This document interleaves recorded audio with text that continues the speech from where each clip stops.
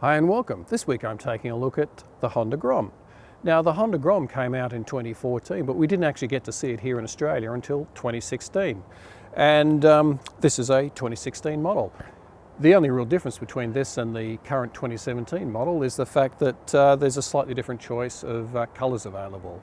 And I believe that in 2018 that the Grom will also be available with anti-lock braking, which will be a welcome addition to the features that it offers.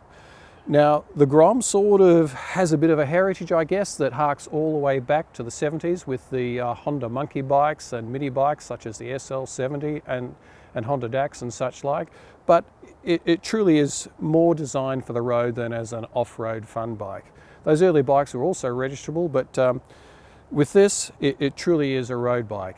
And in some respects, has more affinity with a scooter than a motorcycle, because it's got those small 12-inch wheels similar to Vespas and such like, and offers the same sort of nimble handling and I guess ease of use in traffic and congested built up areas.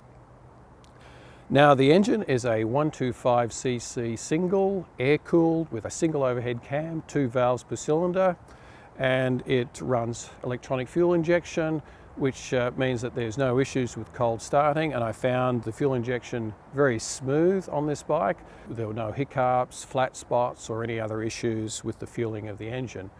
The biggest differentiation between a Grom and a scooter, apart from the look and perhaps the seating position, is the fact that it has a manual gearbox and gears and a clutch. What this means is that it's an ideal platform for a motorcyclist to learn on, particularly those who are a little bit intimidated by the idea of riding a motorcycle with manual gears. The Grom is ideal for that. It's certainly a very non-threatening sort of vehicle to learn to ride on.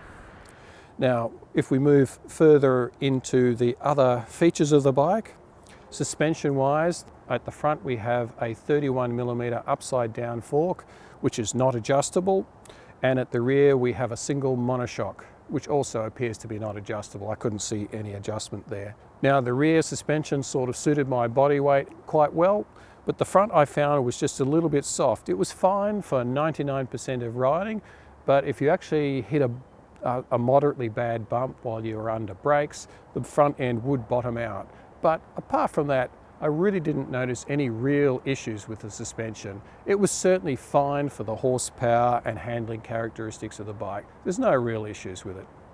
Braking wise, we've got a 2-piston caliper. It's one of those sliding calipers with the pistons in tandem side by side on a 220mm disc at the front, and a single piston caliper on the back on a 190mm disc. Now the braking is certainly more than adequate for the horsepower and the weight of the bike. The frame is just a single backbone steel frame with a steel swing arm. The bike has a 1.2 metre wheelbase and a 760mm seat height, so it would suit quite short riders. And the overall weight at the curb, so that's wet, is 104 kilos, which certainly means that it's quite a lightweight motorcycle. Now, you will find when you ride it that you really do have to keep the engine RPM above 5,000 RPM for anything to happen. And you've got to be fairly careful that you don't let the RPM drop too low while you're accelerating, or particularly on hills, or you will lose momentum. And I found that the best gears to be in are usually second and third, and fourth is sort of a little bit of an overdrive, you might say. Now on the road, the best speeds for the Grom are somewhere between 60 kilometres per hour and 75 kilometres per hour. It will creep all the way up to 100 kilometres per hour. I mean, this one isn't quite run in yet, so I couldn't really push it too hard, but I did find that it was certainly running out of breath when it got anywhere near 100 kilometres per hour. Certainly you will find that if you need to do a bit of freeway riding or highway riding, the Grom probably isn't really the bike that you should be choosing. It's more an urban worry, you might say. It's ideal for commuting, it's ideal for lane splitting between traffic, and with its small footprint, it's certainly quite easy to park. because it is so light, I certainly wouldn't rely on a steering lock or something to secure this bike. Two people could quite comfortably pick it up and put it in the back of a ute. So if you're parking it in a fairly heavily trafficked area on a daily basis, I'd certainly invest in some form of chain or cable lock to tie it to a lamp post or bike rack or something, just to make sure that it's there when you come back to it.